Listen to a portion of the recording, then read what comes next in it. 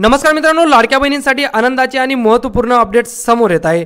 जुलैचा हप्ता कधी येणार आहे लाडक्या बहिणींचा याची सगळीकडे चर्चा होत होती। यातच आता राज्य सरकारने आज 30 जुलै रोजी एक शासन निर्णय प्रसिद्ध केलेला आहे आणि या शासन निर्णयामध्ये राज्य सरकारने एकूण 2984 कोटी रुपये जुलैच्या महिन्यासाठी मंजूर केलेले आहेत। मित्रांनो आता स्वतः जो महिला व बाल विकास मंत्री अदिती तटकरे यांनीही एकूण 26.34 लाख अर्ज जे ते लाडकी बहीण योजनेमधून बाद केला होता।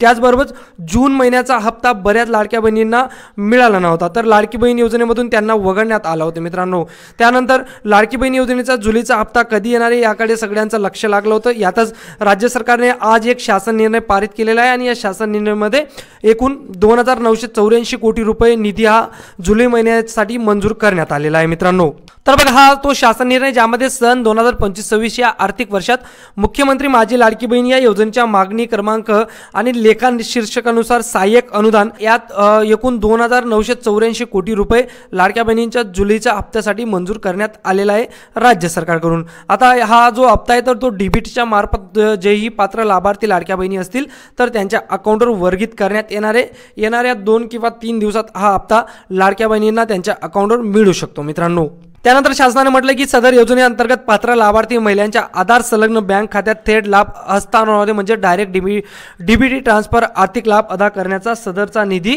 खर्च करण्यात यावा। जो हा निधी तर तो डायरेक्ट बेनिफिट ट्रान्सफरच्या माध्यमातून पात्र लाभार्थी लाडक्या बहिणींच्या अकाउंटवर जमा करण्यात यावा। मित्रांनो, तर अशी ही महत्त्वपूर्ण अपडेट लाडकी बहीण योजनेबाबत आलेली आहे। अपडेट आवडली असेल तर हा व्हिडिओला नक्कीच लाईक करा आणि अशाच महत्त्वपूर्ण अपडेटसाठी आपलं पेज देखील सबस्क्राईब करायला विसरू नका।